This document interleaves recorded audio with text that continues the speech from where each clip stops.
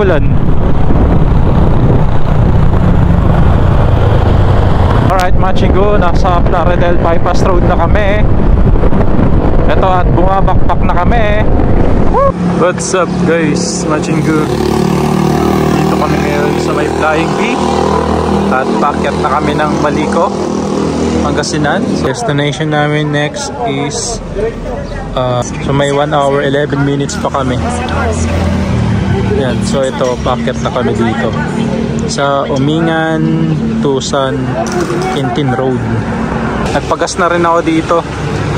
Actually nagpagas ako kanina dun sa may dulo ng Plaridel Bypass Road. Nagpagas muna ako pero 2 bars lang naman natagdag. Tapos another 2 bars dito.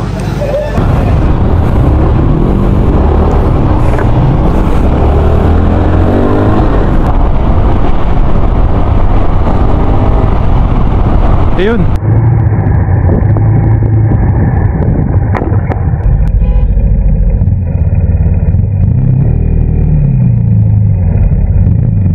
Alright mga chinggo, so kakatapos lang namin kumain sa McDo.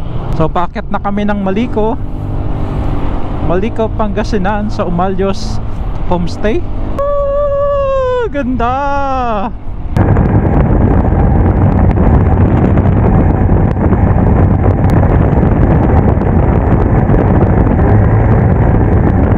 So ito na mga chinggo, papunta na kami ng Umalyos Homestay sa dito lang yan sa may Malico, Pangasinan. So nakikita nyo to mga chinggo.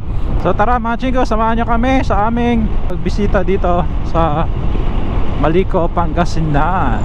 Let's G! Ay! Ooh! Sabi sa mga vlogs na napanood natin, bago kayo makyat, papultang muna. Masulit nyo yung pag-akyat.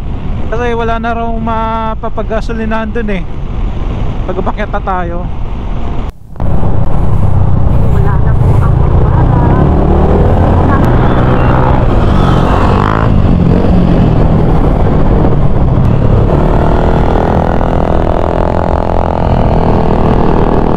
Alright, nandito na kami mga chinggo. Start na ng akyatan. Lamig, sarap. Lamig niya dito, grabe. Oh, di ba? Yun yung nakakatakot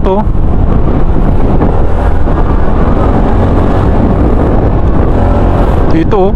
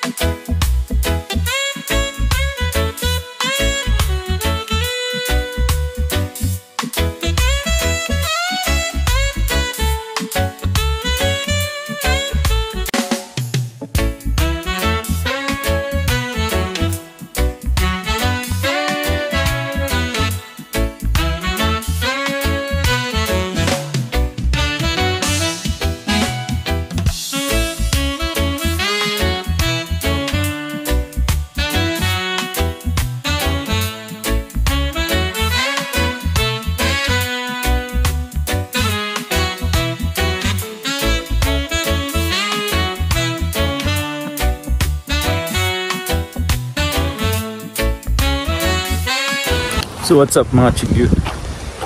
Nandito na kami sa Umalyos Homestay. So ayan ganda dito. Tsaka feeling ko nasa Korea ako. Ang lamig naman, Kailangan mo talaga naka-jacket ka, naka-hood. Kasi grabe lamig. Naka-medyas ka pa rin. Ito mga Jingo, may bibilin lang kami dito.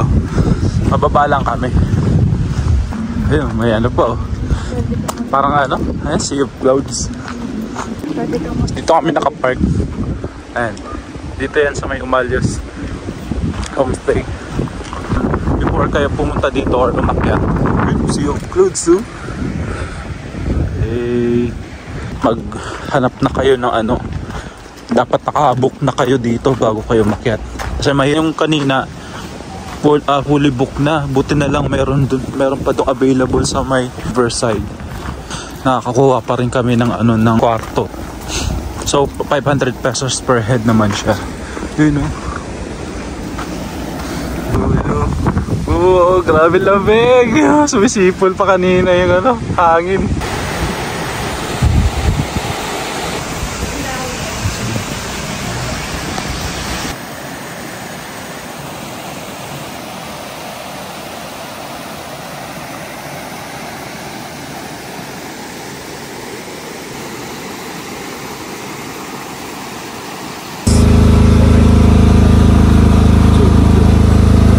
Yan, video. Wala